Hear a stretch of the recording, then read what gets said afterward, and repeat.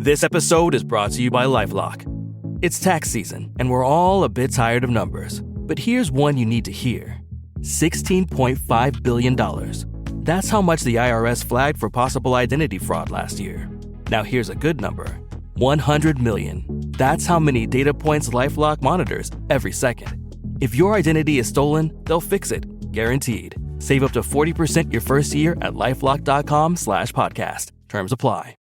Hello, this is Simon Brew. I'm the editor of Film Stories magazine, and a very warm welcome to the Film Stories podcast. Come with me. And I show you how deep the rabbit hole goes. And movies that had stories. That the story just sucks them in. This is just the beginning. Stories. We would be honored if you would join us. Hello and a very warm welcome to Film Stories with Simon Brew. I am Simon Brew, that's absolutely all you need to know about me. The podcast, though, is a celebration, really, of what it takes to get a film to the screen. So I'm here, as the title suggests, talk of the stories of them. I talk about production stories, development stories, marketing stories, and the struggles, really, of getting a movie from A to B. The films I tend to choose for the podcast have a mainstream leaning, really. They tend to be films I'm invested in or interested in to some degree. I don't do snark. There are plenty of other places you can get that if you like it. And what I tend to do in each episode is discuss two films, go through the stories of them, and then go away and leave you in peace. So that's what I'm going to do. Let me start then with a clip of the first of the two films I'm going to talk about in this particular episode, and it's a dash of 007. What do you say about a man like that? 3 months ago, you lost the drive containing the identity of every agent embedded in terrorist organizations across the globe. 007 reporting for duty. Where the hell have you been? Enjoying death. I only have one question. Why not stay dead? There's no shame in saying you've lost a step.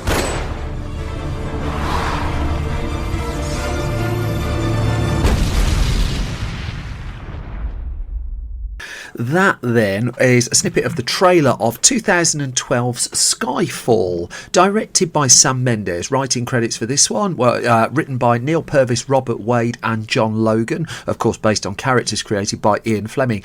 The cast: Daniel Craig as James Bond, Judi Dench as M, Javier Bardem as Silver, you've got Ralph Fiennes in there, Naomi Harris, Berenice Marlowe, Albert Finney, Ben Whishaw, Rory Kinnear, Ola Rapace, Helen McCrory. A huge ensemble, really, but a film that's proven to be quite pivotal in the way that James Bond films have been approached since. I've talked about this on an earlier Film Stories podcast episode, but I've never gone fully into Skyfall as a movie, and I really wanted to correct that, because this was as much a hostage of circumstance and a reaction at the same time. That 2008's Quantum of Solace, that I've covered before on Film Stories, was a film that was notably rushed through following the success of 2006's Casino Royale.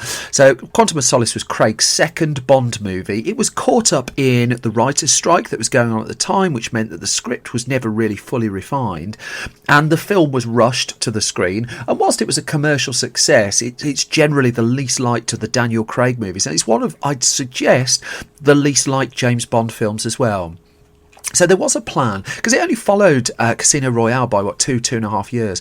So there was a plan with James Bond 23, as Skyfall was going to become, just to take a little bit more time with it, to look perhaps at a 3-year gap. Now, very early in the process of development, Sam Mendes was quickly identified as a potential director for the film, and Mendes had won an Oscar for his first directorial outing, which was, of course, American Beauty. He'd since done Jarhead, he'd since done Road to Perdition, and also an extensive and hugely acclaimed range of theatre work, which he continues to this day. As I record this, 1917, his latest film, is just heading into cinemas as well.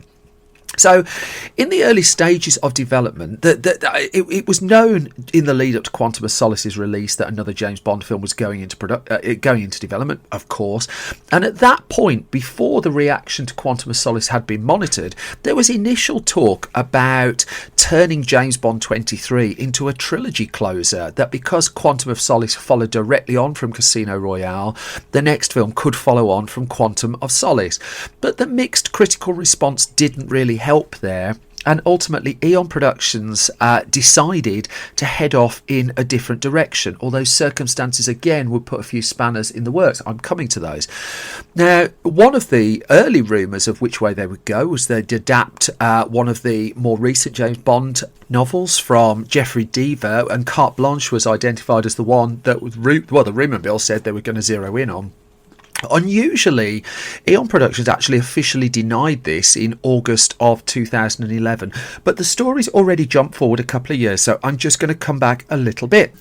Quantum of Solace then, released at the end of 2008. The first person who was hired to put together a screenplay for James Bond 23 was Peter Morgan. You'll know him more recently now from The Crown, but he'd done stuff like The Queen. Frost Nixon was one of a hugely acclaimed and a hugely talented screenwriter. That said, he wasn't ultimately credited on the final screenplay for the film. I think Bond films go through a bit of a thing where oftentimes a different writer is brought in, and then it's brought back to Neil Purvis and Robert Wade, who have written pretty much, well, they're credited on every Bond film since GoldenEye. And in the case of James Bond 23, when Sam Mendes came onto the film, again relatively early on, he brought in John Logan, and ultimately it was Purvis, Wade and Logan who fashioned the credited script. Jez Butterworth was brought in to do some uncredited work on there as well, and there's some dispute about how much was left of Peter Morgan's work in the final screenplay. Morgan suggested that the base of it was in there. Mendes did take polite issue with that, but in the midst of developing the script, there was a parallel problem of MGM, and at this stage MGM was out of money. It's always been one of the key financial stakeholders in recent times in the James Bond films, and the problem was it was very well known around Hollywood that the studio was edging towards the cliff, that this was something that held up the Hobbit movies, for instance, and in part led to Guillermo del Toro moving away from directing the Hobbit films and Peter Jackson coming in because of the delays involved. But also MGM was on the verge of going bankrupt, and if it did, that left Bond the Bond franchise in an interesting and quite difficult place. The Eon Productions, the masterminds of the Bond series, would have been able to set up a fresh deal somewhere else. That much is true. It would have been able to work with a partner that was more financially secure. However, it was in its interest to wait to see how it played out. That if it tried to do some kind of deal while MGM was still in the midst of its struggles, then the ownership of Bond could have become very muddy indeed, and they needed it to be as clean as possible, really. Now, while all this was going on, Mendes was still consulting on the film, and he hadn't officially signed on as director. Daniel Craig, of course, was contracted to return. There was some talk at one point about this being his Bond swan song, but then there's regularly talk about, in fact, since Skyfall, there's been talk on every James Bond film that it's going to be Daniel Craig's swan song. Rachel Weisz was linked in the early stages, incidentally, with a role in the film that ultimately didn't come to pass. The difference between the MGM financial problems and how they impacted a Bond production, though, was how much this was played out in public and how much the notoriously private Eon Productions was willing to go on the record about stuff. So I've talked just before about they officially denied that Carte Blanche was going to be the base of a Bond film. That's rare in itself. But with early pre-production work underway on Bond 23 and a possibility of it being out at the end of 2011, Barbara Broccoli and Michael G. Wilson, the producers of the Bond films of Eon, took the very, very unusual step of putting out a public statement to do with the financial uncertainty behind the film. So the original plan was potentially to shoot the film in 2010, but early in 2010, a statement was issued that said, quote, "Due to the continuing uncertainty surrounding the future of MGM and the failure to close a sale of the studio, we have suspended development on Bond 23 indefinitely. We do not know when development will resume and do not have a date for the release of Bond 23. And that was that. And even before it got to that point, Wilson he'd given an interview to Total Film where he talked about the timeline being up in the air. But there it was, an official statement coming out that James Bond was being delayed because of financial matters outside of their control. And this is a big thing for Eon. Eon so rarely comments on rumours, so rarely makes official proclamations until it's ready to do so. And yet here it was, putting this news very much out there. Now, Daniel Craig remained loyal to the producers during the delay. He could potentially have tried to wheedle his way out of playing Bond, but he clearly didn't want to. But instead, it opened up his schedule that he could go off and make The Girl with the Dragon Tattoo for David Fincher and Cowboys and Aliens for Jon Favreau in the window that subsequently opened up for him. Now, Craig did also say at the time that he was worried by the delays in the production because he was concerned that at this stage he was in his early 40s and he knew that playing James Bond brought with it extreme physical demands. He had to prepare to do a Bond film. His general way of preparing was about 6 months of solid work before shooting begins, as well as a couple of hours working out every day while shooting the movie. He knew he had to be in shape for the film, so this was playing some degree of havoc. And there were reports around the time when this announcement came out, could this be the end of James Bond? But that was the cheap clickbait, really, that it sounded. Few believed that the Bond series was actually going to end over that. In fact, it was one of the few tangible assets that MGM had that helped bolster it towards some kind of sale.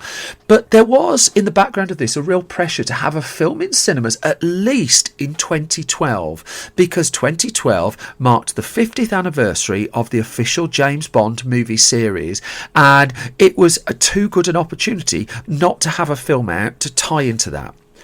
So at the moment we're in the early part of 2010 with things still in some degree of limbo, but by the end of the year things had begun properly to sort themselves out. MGM itself finally filed for Chapter 11 bankruptcy in November of 2010, and it came out of that bankruptcy a month later, and at that point the team who'd been working at Spyglass Entertainment, Gary Barber and Roger Birnbaum, became co-chairman and co-CEOs of the holding company that then basically oversaw and owned the MGM studio and the MGM film catalogue. And now MGM is still a going concern, although it's a subsidiary company of MGM Holdings Inc., which was one of the offshoots of the 2010 saving of the studio.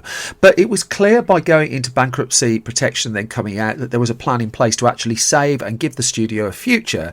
So by September 2010, so that's 2 months before MGM entered into this arrangement, there were signs that things were moving forward. Around this time, Lionsgate was looking for directors for The Hunger Games. I've covered The Hunger Games in a previous Film Stories episode if you want to look that up. God bless you. And Sam Mendes was one of the potential directors named for that. Now, Gary Ross would ultimately direct The Hunger Games because Mendes came out of the running for the film, and there's no guarantee he would have got it, but he was certainly one of the names in the mix for The Hunger Games. But he came out the running when it looked like James Bond was finally going to be free to press ahead. And so the plan was suddenly looking that James Bond 23 would be shooting in the summer of 2011 at last. By January 2011, the new owners were fully in place of MGM. The cash was in place for a new James Bond film, and things were moving forward. Tabloid rumours came in again. Rachel Weisz was again linked with the movie, but again didn't appear in it. There was a rumour that was going around at the time that the film was going to be called Red Sky at Night. By the start of 2011, it was clear that Sam Mendes was signing on the dotted line, and he was now certain to direct this movie. This was his next project. It was Dame Judi Dench, in March of 2011. She confirmed that the film would now be shooting that year in a press interview.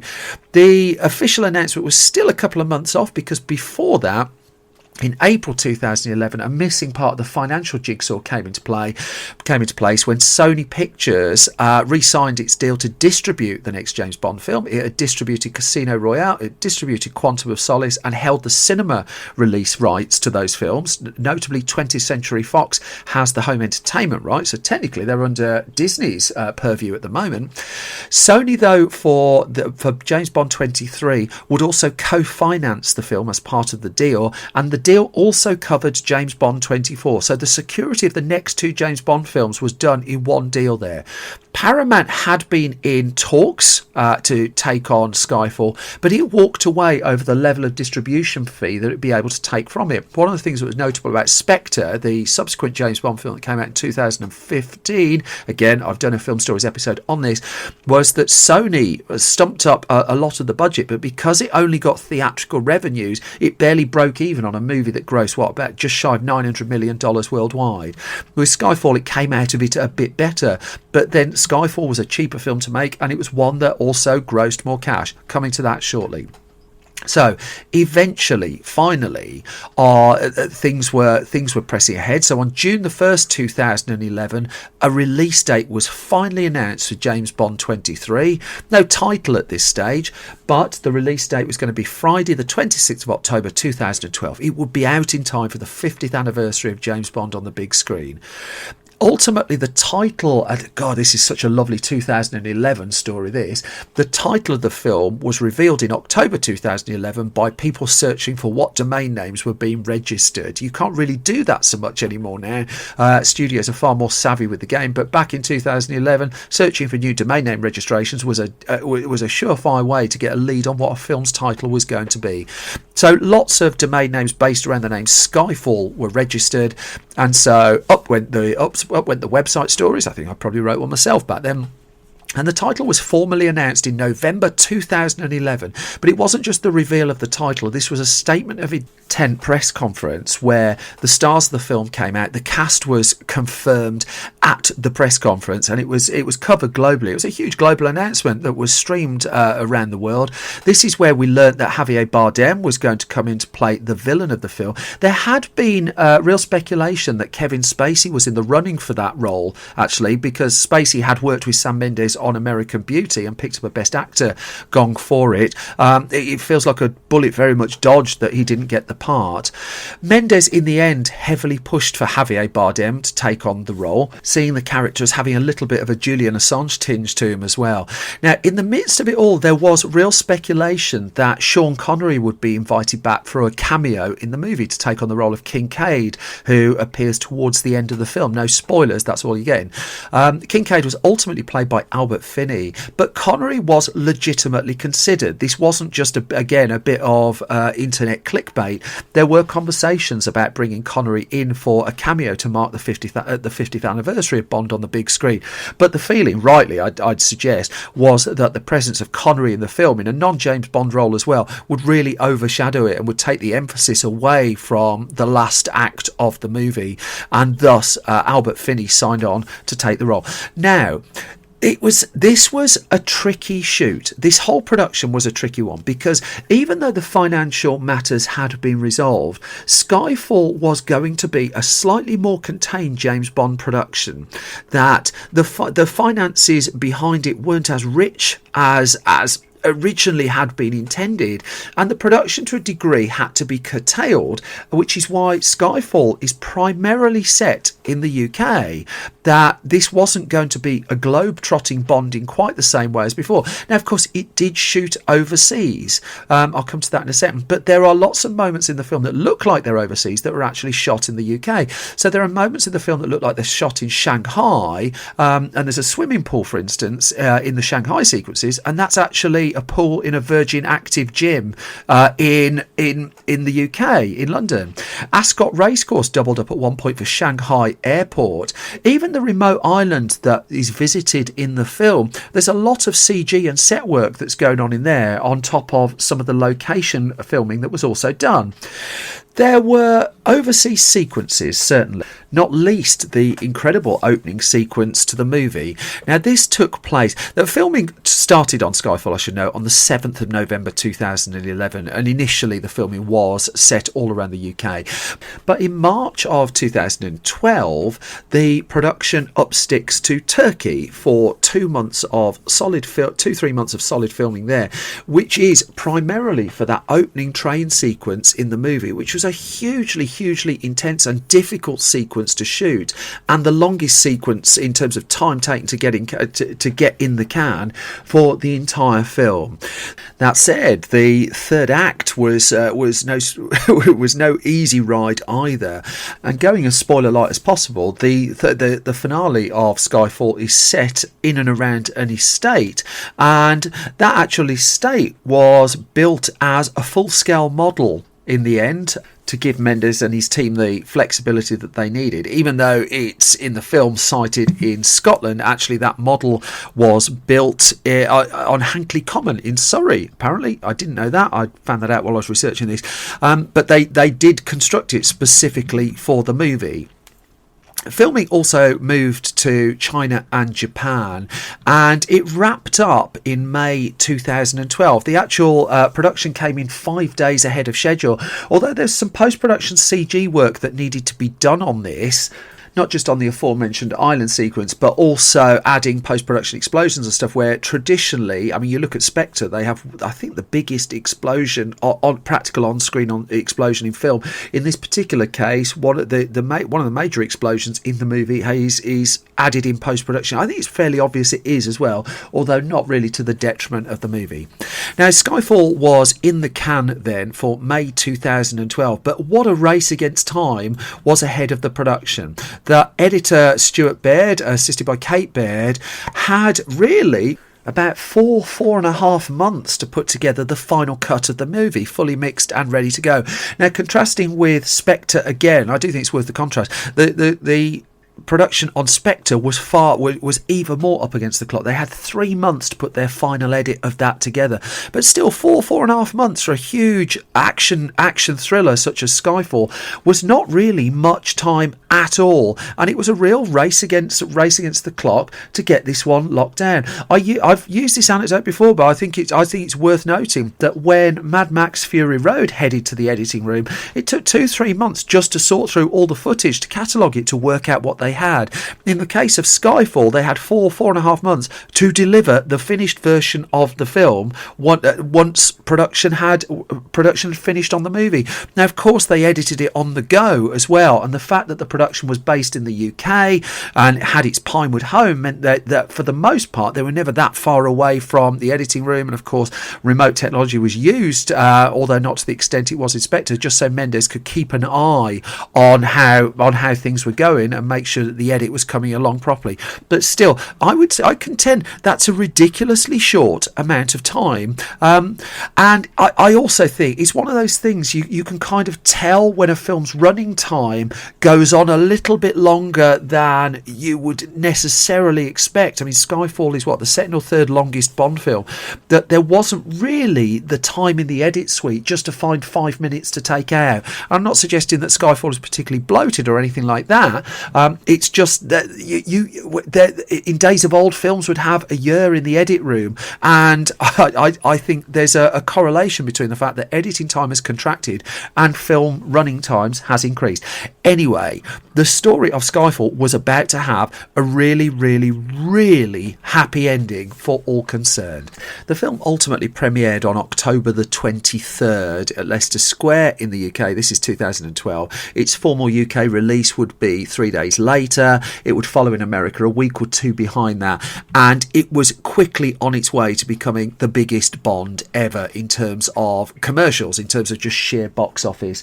That this is the first Bond film and the only Bond film at the time of talking to cross $1 billion at the global box office. The reviews were ecstatic. I always remember the late great Barry Norman saying Skyfall was about his favourite Bond film and Quantum of Solace was his least favourite, and just pointing out that one seemed to follow the other. And it did feel that there was a degree of a reaction to Quantum of Solace in the making of Skyfall. Mendes was pretty open about the fact that films like Christopher Nolan's The Dark Knight had influenced it to some degree. But still, this also had a knock-on effect for other films that were competing around the same time. I'm a huge fan of DreamWorks' Rise of the Guardians, but that was a film that was caught in the midst of an awful lot of big, not necessarily what you consider family movie competition, that also ate up some of its audience. And really, nobody nobody saw, I would suggest, the size of Skyfall's success coming. It had been a cheaper film to make than Quantum of Solace, whose budget was reported around 230 million, whereas Skyfall was hardly cheap. It still cost about $190-200 million to make, but it would gross $1.1 billion worldwide. And if you just look at its opening weekend at the US and what it was up against, it trounced the likes of Wreck-It Ralph, Flight, Argo, Taken 2, but also Twilight Breaking Dawn Part 2 followed the week after, but still Bond managed to hold on to about 50% of its takings. And films that were arriving in the aftermath, Rise of the Guardians I mentioned, Life of Pi, the Red Dawn remake, etc., that there was a feeling that they were impacted by just what a big success Skyfall was. Now the ramifications continued, that following up Skyfall and also the fact that they had more money in the bank led to Spectre being a far more expansive film geographically than Skyfall was. But I would imagine that as we head towards No Time to Die, if the makers of the 25th James Bond film had been looking towards anything as a touch point, it would be more the Casino Royale and Skyfall entries in Craig's tenure as Bond, both of which I think really stand up tremendously well. We'll find out how the next film fares in April of 2020, but for now, Skyfall remains the box office high mark and one of the critical high marks of the entire James Bond franchise. Halfway point of the latest film stories then. So let me just do a couple of plugs. If you want to support this podcast and our clickbait-free movie website, you can find me at patreon.com/Simon Brew. Please, if you can, subscribe and leave nice reviews for this podcast at your podcast repository of choice. Also, Film Stories magazine is back for the new year. Issue 13 is just heading off to print pretty much as this podcast is being put together and released. You can order your copies at www.filmstories.co.uk. That's enough plugs though. I'm going to get on with the second of the two films I'm going to talk about in this episode, and I'm going back a few more years this time. Have a clip and then I'll pick up the story the other side of this. He's got burns covering over 40% of his body. The hands and face are the most severe. 10 years ago, pain from the burns would have been intolerable. This man would have spent the rest of his life screaming. Now, we use the Rank-of-Eretz technique. Quite simply, we sever the nerves within the spinothalamic tract, there, which, as you know, transmits neural impulses of pain and vibratory sense to the brain. No longer receiving impulses of pain, you stick him with a pin, and he can't even feel it. That's nice and cheery, isn't it? That's a clip from 1990's Darkman, directed by Sam Raimi. That one, of course. The writing credits for it: Chuck Farrer, Sam Raimi, Ivan Raimi, Daniel Goldin, Joshua Goldin. The film headlined by Liam Neeson, who was just then being pricked, Francis McDormand, Colin Friel's in there, Larry Drake. There's a cameo from Bruce Campbell. There's also Ted Raimi in the midst of it all as well. Now, this one goes back to, well, really, the 80s, as you might expect.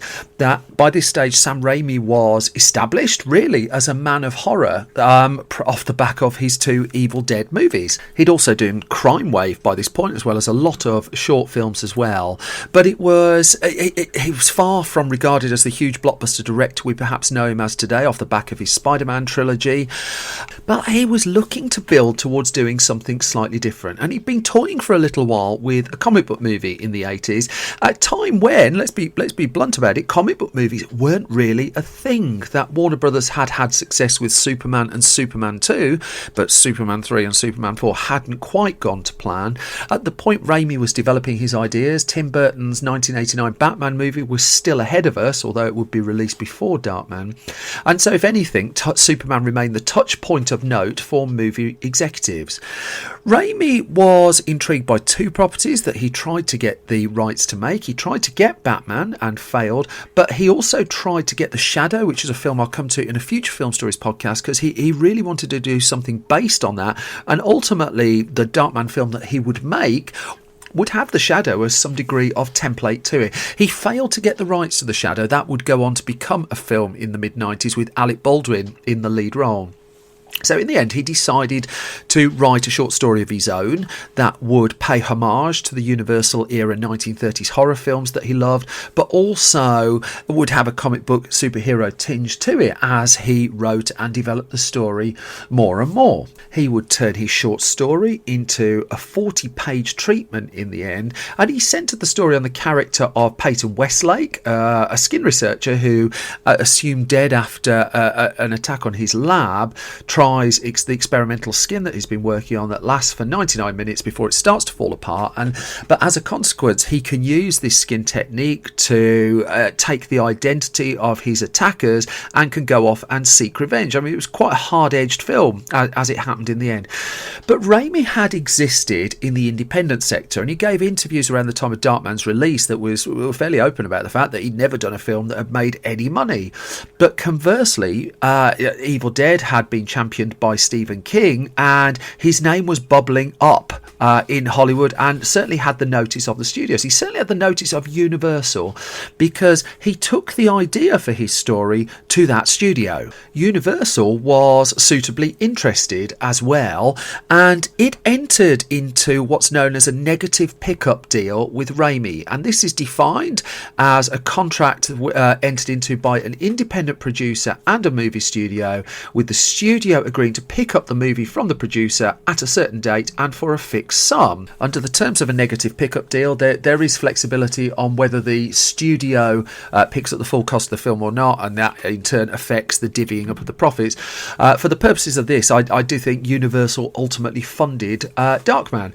So it agreed to come aboard the film. Producer Robert Tappert was on board at this stage as well, and it reckoned it was going to cost $8 to $12 million, and Raimi had the green light to press ahead with his movie. But there was still the small matter of a screenplay that needed to be put together. So we're in the mid to second half of the 80s at this stage, and Raimi hired Chuck Farrer to pen the first full draft of the screenplay. As it turned out, there would be lots of drafts of the screenplay. I've done a lot of reading around on this, and it's somewhere between 10 and 12 drafts before they were happy with to have a shooting script together. So Farrer wrote the first full draft of the script. Sam and Ivan Raimi then came in to pen the next. They did a couple more. Daniel and Joshua Goldin, they came in to do another pass on the screenplay. Then Ivan and Sam Raimi came back and they did several more passes of the screenplay as well. Raimi was looking at touch points such as The Shadow and Phantom of the Opera. I think that's fairly clear if you've seen the finished film. The more he developed it, the more he headed towards the idea of a man without superpowers fighting crime. He also recruited Joel and Ethan Coen, who he knew, to help a little with the script near the end. Those aren't bad people to have on your roller deck, are they? Stylistically, Raimi told Fangoria magazine around the time of the film's UK release that what he was looking to do with the film was something a bit more restrained than he'd done with the Evil Dead movies. That he didn't want to be so showy with the camera work. He wanted to let the audience more into the heads of the characters that he was putting on screen. He didn't want to distract them. And actually, if anything, even though people posited the movie as a horror film on its release, Raimi was seeing this as more as a tragedy as anything else, perhaps even more than a superhero film. He did, though, want to take advantage of the kind of budget he'd never had the opportunity to work with before. That $8 to $12 million, and it would go up to 16 by the end of the production, that $8 to $12 million budget that Universal had put together, I mean, it was relatively economical, but it wasn't cheap. But in terms of what Raimi had been spending on his Evil Dead films, it was a lot more.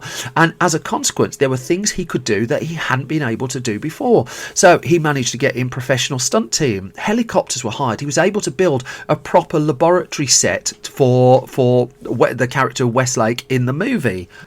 With the script therefore in place, pre-production underway and the set being built, there was still the challenge of casting this particular film, not least the role of Peyton Westlake, because this was going to be a pretty intense commitment for an actor. The extensive makeup work required to realise the character of Darkman, particularly as the film develops, was not inconsiderable, and Raimi was looking for someone with, quote, a monster with the soul of a man, but also someone who could act under layers and layers and layers hours of makeup, and that's a fairly significant challenge. Now, inevitably, Sam Raimi's top choice, or certainly one of his top choices at the time, was Bruce Campbell, who obviously he'd worked with on the Evil Dead film, and he's appeared in every Raimi film since, and the two are firm friends, long-time collaborators. But Universal was footing the bill on this particular one, and Universal didn't want Bruce Campbell headlining the Darkman movie, vetoed his casting, and Raimi had to look elsewhere. Now, Raimi, of course, would find ways to get Campbell into the movie. He has one or two small parts to play within it, but then it was a case of, well, who's going to take on this pivotal lead role? And at one stage, the light was shining in the direction of the late, great Bill Paxton, that he was one of the first in line for consideration, and he landed an audition to take the role on. Now, Paxton was friendly with Liam Neeson around this time, and he told Liam Neeson that he'd had the call for an audition, and as it turned out, Neeson was also landing an audition for the role too. And it would, of course, be Neeson who ultimately prevailed, and Neeson and Paxton fell out for a short while over that particular piece of casting. Neeson gave some interviews around the time of the film's release where he was asked about the makeup and just the sheer challenge of it, and he wasn't put off by it. At this stage, he hadn't had a big lead acting action movie role. I don't think he's going to have another one again. He took this particular part very seriously, that he was aware he was dealing with a character with facial disfigurement, and thus he contacted a group called the Phoenix Society, a group supporting people with severe facial disfigurements, just to make sure that he got his portrayal right and respectful. He also, he was also talking about just the sheer challenge of being able to put this character on screen under so much makeup work. Now, the makeup was the job of Tony Gardner and Larry Hamlin to put together, and it was a sizable challenge. There's no two ways about that. Just to give you some degree of timescale, by the time, Neeson was ultimately cast in the film, of course, but his time in the makeup chair as the film progressed, it would take 5 hours to put all the Darkman makeup on, and Neeson would be working up to 18 hours under layers and layers of this stuff. He would say, again in interviews, that the bit he struggled with wasn't so much the makeup, it was the false teeth that he was forced to wear that made some of the speech that he was having to do a lot more difficult.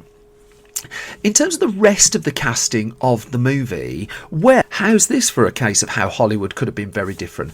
The female lead role in the movie is the character of Julie Hastings, who's in a relationship with Peyton Westlake, is ultimately taken by Frances McDormand in the film. Now, McDormand and Sam Raimi were friends at the time, they're friends now, and at this stage in her career, McDormand, who's now of course won a couple of Oscars, well, she'd been nominated at this stage for her work in the film Mississippi Burning. She was nominated for Best Actress in 1989, and she'd win her first Oscar in 1997 for Fargo, of course. And McDormand it would be who ultimately landed the role of Julie Hastings, but not before it was first on the docket of Julia Roberts. Now, Julia Roberts at this stage was not movie star Julia Roberts, but she was offered the chance to play Julie Hastings and would have apparently taken the part had it not been that she was cast around the same time in a small film that would go on to be called Pretty Woman.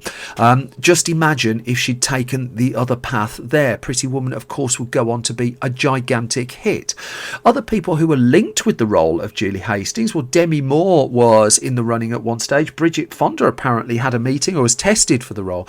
But Frances McDormand and Raimi were friends, and he asked her ultimately to join the film. Now, the story goes that during the production of the movie, they really didn't get on that well at all, that it was a pretty combative shoot. Even though I don't think the full story of it's come out, it sounds like they disagreed very, very often throughout the filming of the movie, and Raimi's given an interview where he said, we learnt a lot about each other during the filming of that. Now, crucially, just so this doesn't turn into a gossipy kind of clickbaity kind of podcast thing, the two remain friends. So it was clearly very much a professional disagreement on the set of the movie, but they found it tougher to work together than I think they were expecting to. Also nearly in the cast, as it happened, was Kathy Bates. She would go on to do Misery around the same time, but she was set to take on the role in the film of one of the doctors who's treating Westlake's burns. Her Oscar would follow, just months, a year or so after Darkman. But in the end, Kathy Bates dropped out fairly late in the day, and Jenny Agutter actually would step in. Also in the film, John Landis has a cameo in the midst of it as well, and apparently Landis was fairly pivotal to Agutter coming in and just taking on that small role in the film. Now, McDormand and Neeson, they certainly worked better together, that they both had theatre backgrounds, and they were aware that their characters had romantic scenes in the movie, but the pair went on. There was rehearsal time built into the schedule for Darkman. I think that's crucial, and the pair had three key romantic scenes that they went off basically and reworked and rewrote themselves, and managed to find the heart of the relationship of the two characters to put on screen and take it a little bit beyond what was in the screenplay. That said, Neeson on set was reportedly quite quiet, that he would reportedly retreat into his character quite a lot on set. He wouldn't do press work while the film was shooting. He'd spend a lot of time practicing in his trailer just to get the character right. This was a big career jump for him, and it's easy to lose context of that, I guess, but he hadn't led a big studio film at this stage, so this was a really significant step up for him. One of the lovely things apparently that Sam Raimi did during the production of the film was he turned up in a shirt and tie pretty much every day to do his directing out of respect for his cast and crew. I thought that was a really lovely touch. The film was the actual production. Well, it was primarily took place in LA. There's a bit of work in Canada, and filming began on the 19th of April 1989. It would run through to August of 1989. There was quite a heavy practical element to it. Neeson didn't do all of his own stunts. He did a few of them, but again, Raimi was able to hire a stunt team for a full professional stunt team for the first time in his career, and he was determined to get his money worth for it. Neeson also said around the time of the film's release that he'd committed to a sequel as part of his deal when he signed up to the movie, and that was a little bit Universal working ahead of time, that by the end of the 90s, it seemed pretty much de rigueur that if you signed up for a franchise movie, you were signing up for at least 3 of them. But here we were, Neeson would have signed that contract towards the end of the 80s, and the deal would have been in place for him to return as Darkman. Of course, he didn't, but then there were several years before the sequels came along. I'm going to come to them very, very, very shortly. The post-production of Darkman proved a monumental challenge, though, that Raimi had a slightly tricky shoot on the film. I think that much was clear. But also, he was new to the studio environment, and again, without naming names, it's a fairly commonly known story that he was assigned a film editor by Universal to work on the picture and to put together the cut. And Raimi had provided a lot of storyboard work for the film, and the editor that he was working with wasn't following the storyboards, and Raimi wasn't happy with the cut of the film that was being put together.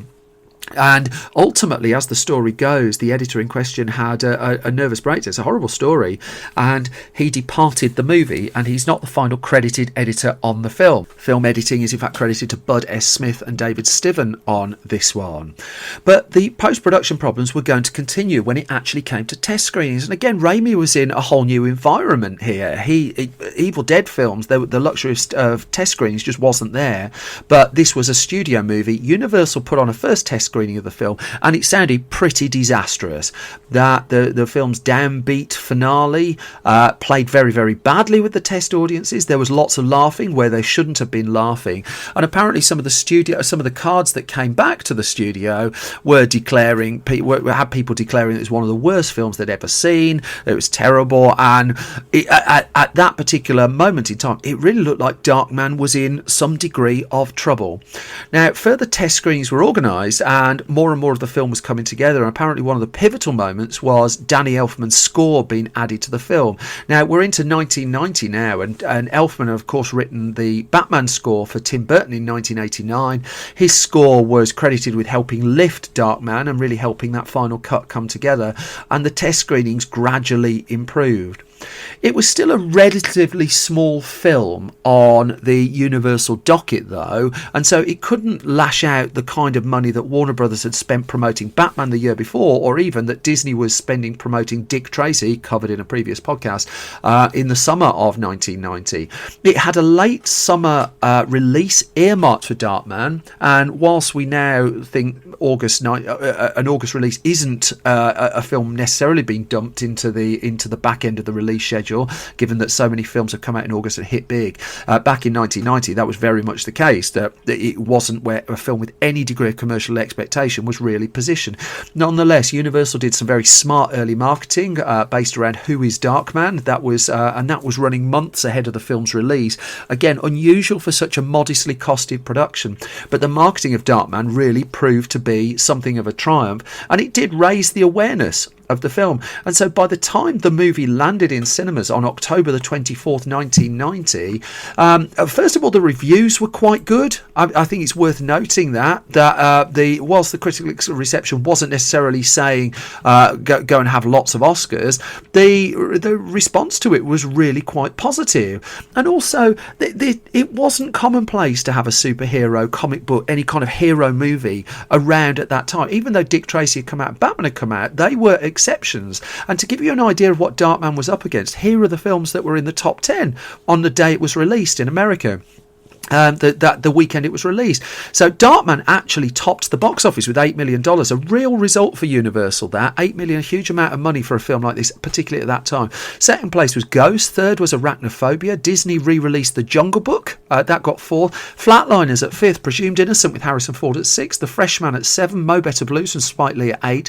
DuckTales the movie, underrated little film that. Treasure of the Lost Lamp, that's at nine. My Blue Heaven, if you want some nerdy trivia, the Steve Martin, Rick Moranis film My Blue Heaven is based roughly around the same story as Goodfellas.